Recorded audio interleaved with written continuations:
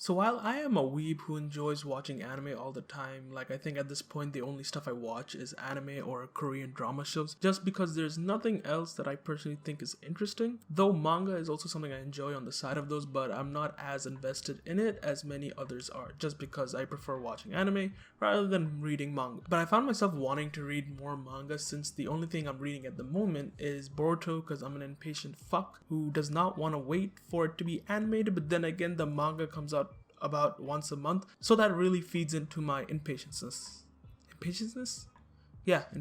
So I went around Reddit looking for mangas I could read, and I specifically looked for weird shit that no one really has heard of but would be interesting to read. So then I came across this manga that to me essentially felt like My Hero Academia and drugs had a child together, and that would be Shukkan Shonen Girl. When I looked it up on my anime list, I saw that it literally only had about 850 people who had reviewed it, so to me it seemed pretty unknown. It only has about 39 chapters and 3 volumes, so it didn't really last that long, which is fair since it's not that well known. The basic premise of the manga though is that each manga chapter features a different girl each time and goes over the weird shit that goes around them. And when I mean weird, I genuinely mean weird.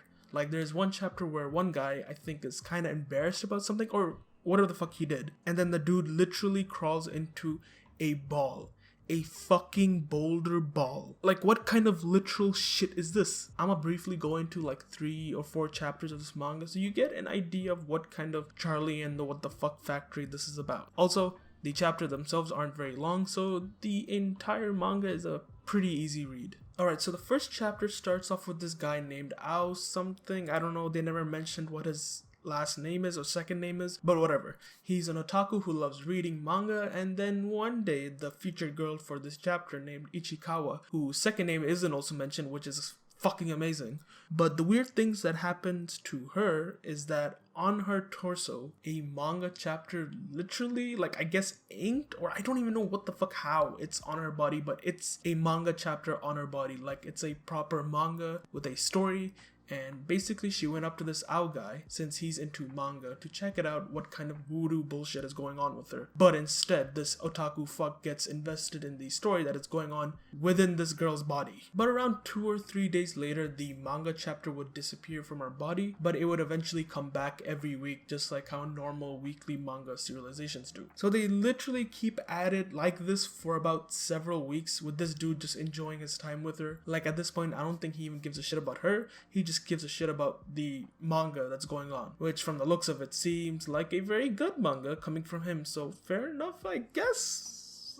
I don't know. Then comes a week where there's no manga at all, in which he is very pissed and essentially assaults her and strips her, in which he finds out that there's a delay in the manga. So he's basically this non-simp, but he's very horny for manga to the point where he strips a girl so he would catch a case. But since this is what I mean with weird, like what kind of fucking superpower shit is this, that where you have a manga chapter or whatever just on your body? But then again, that does sound very money efficient. Like imagine you could have any manga just displayed on your body and you can just keep reading from that, but that would be very awkward if your mom walked in one day and saw you just looking in the mirror trying to read the manga. She would straight think you're a full-on weirdo though. On to the next weird ass chapter, which would be chapter 3, and this one is kind of moderately weird. Like this surrounds this girl Hino, and she basically has patterns being displayed on her hair and clothes, like with polka dot patterns, just any pattern that would show what her mood is like in that specific moment, which to me sounds like the shittiest power you could have against someone. Like imagine she's fighting Tomura Shigaraki and then he sees her pattern change to fucking hearts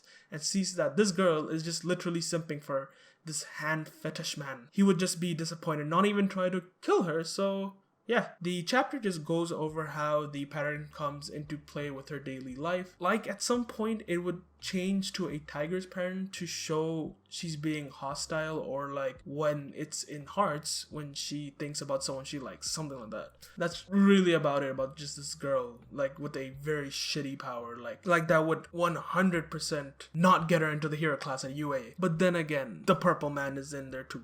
Child, I don't know. Then there's fucking chapter 11, which is the most ridiculous chapter of them all. Like what the fuck? Okay, So this one is more about this guy named Shirai, and basically he simps for this girl, Asakura, and he simps so hard that the literal bones in him do a little hippity hoppity out of his body, and then he's literally a fucking skeleton. Like, it's its own person. The skeleton is its own person. What the fuck? Like, this dude has his own personality, has his own dreams of becoming something. Like, yeah, try to wrap your head around that, like, but whatever. So now our guy Shirai is now just a snail because this dude can't stand for shit since he doesn't have any bones and is being overshadowed by his own skeleton, by his crush. And don't get me started on this dumb bitch. She ends up simping for the fucking skeleton. Like, how bad can it get for you that the girl you like wants to be with your skeleton? Actually, you know what? No.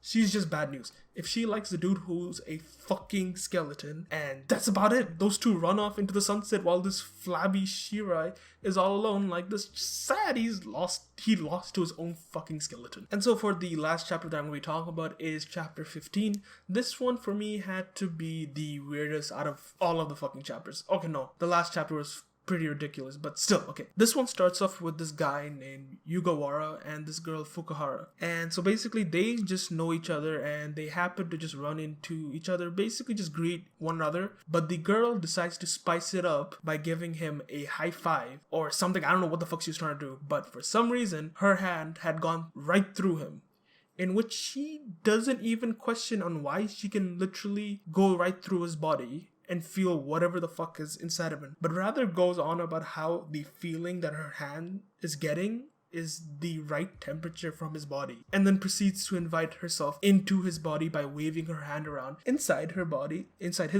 because essentially what the whole right temperature thing means is that this dude is essentially a fucking walking onsen, or if you don't know what that means, it's basically a hot spring in which people just go to get relaxed. It's like water and what the fuck. Like, it's really popular in Japan. And then a herd of females just basically make him theirs, and now he is their portable onsen, which to me is amazing, but I mean, fucking weird. So all in all, this manga is very different. Like, it has some good stories in them, but as a whole, it's not the best just because it's not supposed to have a concrete story throughout. And I can see why this didn't do too well, because this has about 35 chapters or 39, but to me it felt like it was 35 one-shot mangas, so that I'm not too big of a fan of, but I would still recommend this to people just because it's different and just doesn't follow your normal story. Like I'm still not over on the fact that the girl chose the fucking skeleton. This though would be pretty interesting if this were to be changed in some way, like the manga itself, like fixing up the entirety of the story to be more linear, but I guess that's not what the manga wanted to do, and I guess it's fine, it's good the way it is. And I would rate this though a 6.5 out of 10, just because there were some stories that were great and some that made me want to delete Google Chrome just because it was that boring for me. But yep, that's all for today. Thank you for watching. Please leave a like and subscribe, and I'll see you later. Peace. Hey, mama said if I keep living like this, I'ma die.